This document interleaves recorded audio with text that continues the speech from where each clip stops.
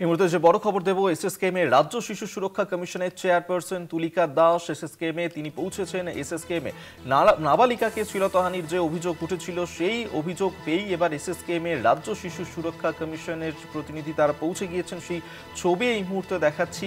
আর রাজ্য শিশু সুরক্ষা কমিশনের চেয়ারপারসন তুলিকা দাস তিনি পৌঁছে গিয়েছেন এসএসকেএম এ। সেই ছবি এই মুহূর্তে রাখছি। আপনারা জানেন যে এসএসকেএম হাসপাতালে সেখানে নাবালিকাকে যৌন হেনস্থার যে অভিযোগ উঠেছিল, আর সেই ঘটনার পর অভিযোগ পেয়ে এবার রাজ্য শিশু সুরক্ষা কমিশনের চেয়ারপারসন তিনি পৌঁছে গিয়েছেন এসএসকেএম হাসপাতালে। সেই ছবি এই মুহূর্তে দেখাচ্ছি আপনাদেরকে। যে অভিযোগ উঠেছিল, ডাক্তার পরিচয় যৌন হেনস্থা করা হয়েছিল ওই নাবালিকাকে এসএসকেএম হাসপাতালে, সেই ঘটনার পর এবার রাজ্য শিশু সুরক্ষা কমিশনের চেয়ারপারসন তিনি পৌঁছে গিয়েছেন। আমরা আরো বিস্তারিত আপডেট নেব। রিয়া মাঝি আমাদের সঙ্গে টেলিফোনে রয়েছেন প্রতিনিধি। রিয়া, একদমই দেখো, তোমাকে জানিয়ে রাখবো যে রাজ্য শিশু সুরক্ষা কমিশনের তরফ থেকে যে চেয়ারপারসন তিনি ইতিমধ্যেই পৌঁছেছে।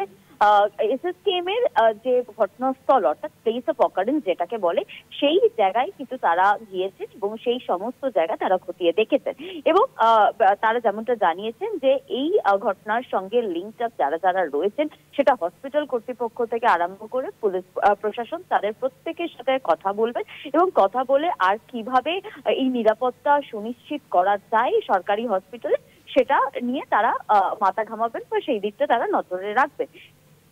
অভিযোগ বারবার উঠছে আর্জিকর ঘটনার পর সঞ্জয় রায় ঠিক যে কাজগুলো করতো, ঠিক যেরকম কাজ করতো এই অমিত মল্লিক যে অভিযুক্ত এসএসকেএম কাণ্ডে, সেখানেও কিন্তু ঠিক একই চিত্র কিন্তু কার্যত ধরা পড়ছে। কারণ এই শম্ভুনাথ পণ্ডিতের তিনি যখন কাজ করতেন বা কর্মরত ছিলেন, গ্রুপ ডি স্টাফ ছিল, সেখানেও তিনি এমন কোনো কাজ করেছিলেন সেখান থেকে তাকে কাজ ছাড়িয়ে দেওয়া হয়েছিল। সেই জায়গা থেকে দাঁড়িয়ে একটি ব্যক্তি সে সেখান থেকে কাজ পেয়ে যায় এনআরএস এ, সেখানে একটা থার্ড পার্টি কোম্পানির হয়ে সে কাজ করতো, সিকিউরিটি গার্ডের কাজ করতো।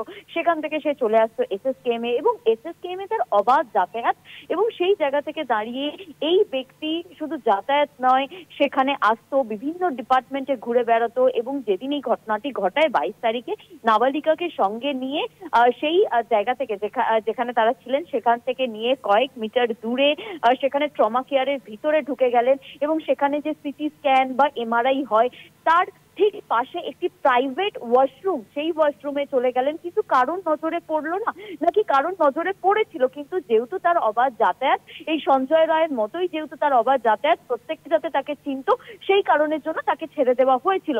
এই প্রশ্নগুলো কিন্তু উঠতে আরম্ভ করেছে এবং এই নিয়ে একদিকে যেমন তদন্তকারী আধিকারিকরা তাকে জিজ্ঞাসা করছেন যে তিনি কেন এসেছিলেন এসএসকেএম এ, কোন মোটিভ নিয়ে এসেছিল, এবং একই সঙ্গে আরো একটা বিষয় প্রকট হচ্ছে, সেটা হচ্ছে দালাল চক্রের সঙ্গে যুক্ত ছিল এই ব্যক্তি।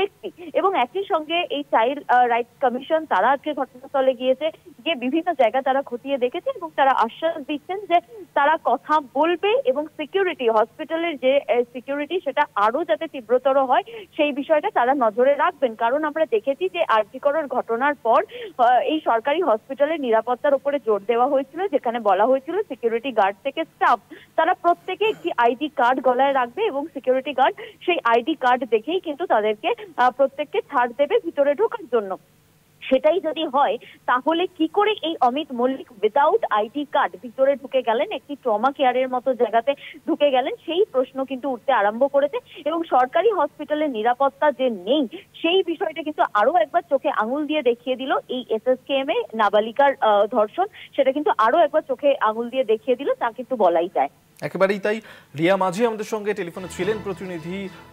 আপনাদেরকে আরেকবার জানিয়ে রাখবো, এই মুহূর্তে সেই ছবি রাখছি যেখানে এসএসকেএম এ পৌঁছে গিয়েছে রাজ্য শিশু সুরক্ষা কমিশনের চেয়ারপারসন তুলিকা দাস এবং তিনি ঘটনাস্থলে যাবেন যেখানে এই ঘটনা ঘটানো হয়েছিল, যেখানে নাবালিকাকে শ্লীলতাহানি করার অভিযোগ উঠেছিল অমিত মল্লিকের বিরুদ্ধে, এবং সেই ঘটনাস্থলে এই মুহূর্তে তিনি যাবেন। এসএসকেএম এ পৌঁছে গিয়েছেন রাজ্য শিশু সুরক্ষা কমিশনের চেয়ারপারসন তুলিকা দাস।